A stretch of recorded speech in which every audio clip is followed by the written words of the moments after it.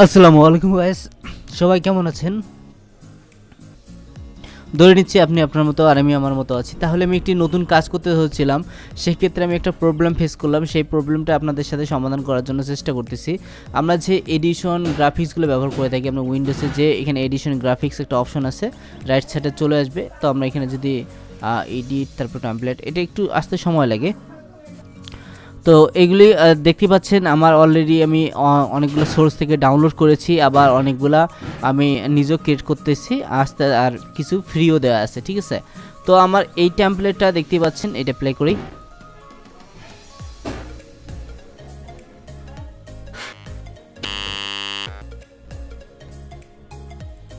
তো এই টেমপ্লেটটা আমার হলো আপনার এই একটু সময় পর্যন্ত এসে থেমে যাচ্ছে, অর্থাৎ এর প্রপার্টিসে যে দেখি এখানে 10 সেকেন্ডের টাইম দেওয়া আছে।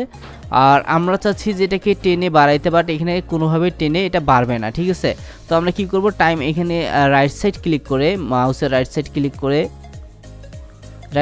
করে স্পিড অ্যান্ড ডিউরেশন নামে একটা অপশন আছে, এখানে জাস্ট হলো 100 দেওয়া আছে, আপনি এখানে 30 করে দিবেন, 30 দিয়ে ওকে করে দিবেন।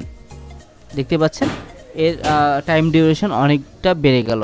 এখন আমি মোটামুটি যতদূর ইচ্ছা আমি ততদূর, এই অ্যানিমেশনটাও, শেষের অ্যানিমেশনটাও ঠিক থাকলো, উইথ আবার সামনের অ্যানিমেশনটাও ঠিক থাকলো, আবার টাইম ডিউরেশনটাও বেড়ে গেল। তো আপনি এইভাবেই এইটি বাড়াইতে পারেন। যদি এটি একটু ছোট্ট টিউটোরিয়াল ছিল, কেমন লাগলো তা কমেন্ট বক্সে জানিয়ে দিন। আশা করি ভালো লাগলো। তো আজকের মতো এতটুকুই, ভালো থাকবেন, সুস্থ থাকবেন, আল্লাহ হাফিজ।